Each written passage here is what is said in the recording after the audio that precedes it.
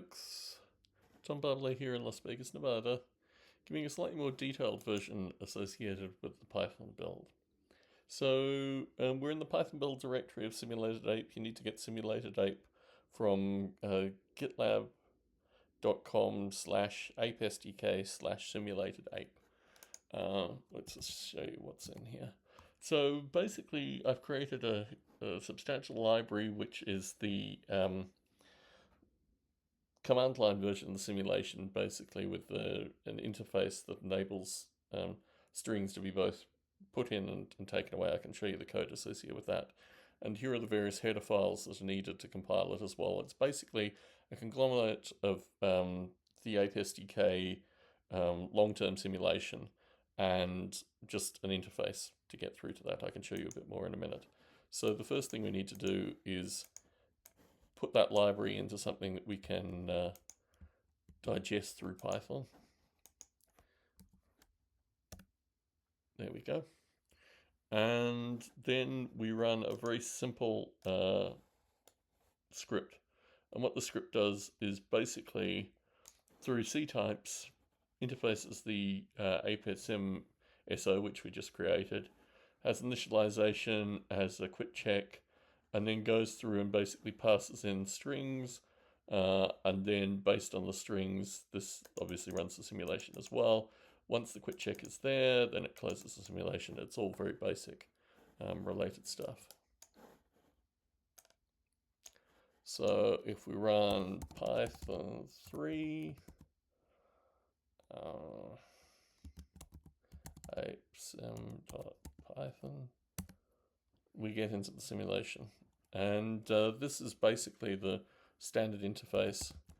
List gives you all the, list gives you the apes that are present. Help gives you all the commands. So we look through this and we can see, for example, we can just step through a single simulation, which will actually now populate the apes. So we can now have a list of all the apes in here. We can watch any ape we want specifically. The women typically have more interesting stuff going on than the men. The men are pursuing the women, but the women are actually being pursued. So we say here, watch this ape specifically. And what we can do is run forever, which starts the simulation running and basically gives us constant updates of code associated with Chloe Swift-Hart. Anything interesting going on with her? She's not pregnant. We probably shouldn't show days pregnant when they're not actually pregnant, but here we go. Well, she got pregnant very quickly, as tends to happen. So I think, do we have any indication who the father might be? Maybe Basil, Ross Farrell. But anyway, so this is the simulation running, a bunch of different interactions, swimming, eating vegetation, this kind of stuff. Sends up birth records when various apes are born, also death records when various apes die. So there was a death record, for example, and the simulation is running accordingly.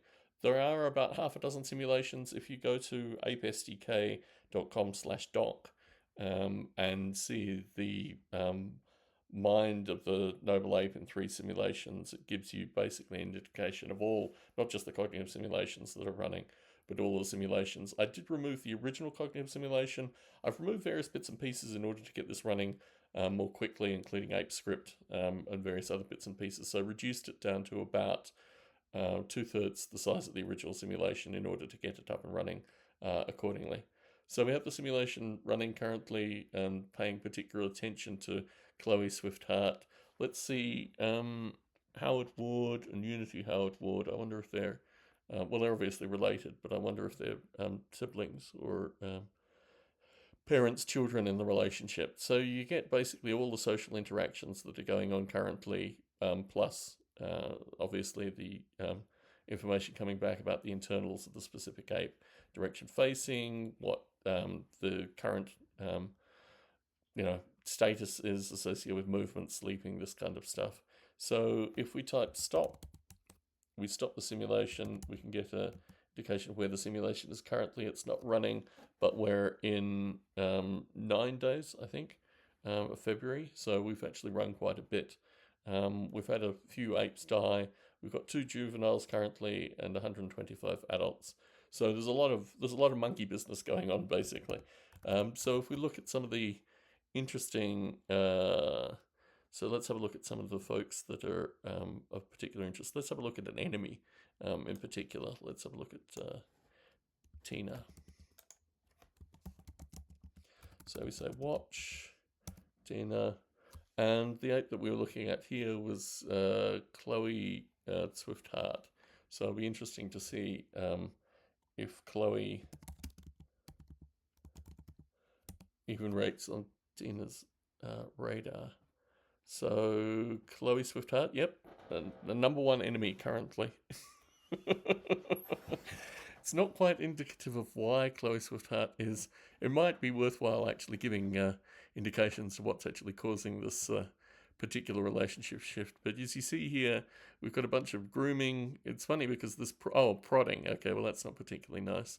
But we do have a bunch of grooming, but not actually yielding friendship relationships yet. Opal, Becky, we've lost her. Anyway, so these are the, here we are. Becky Simmons Perry hit her yesterday.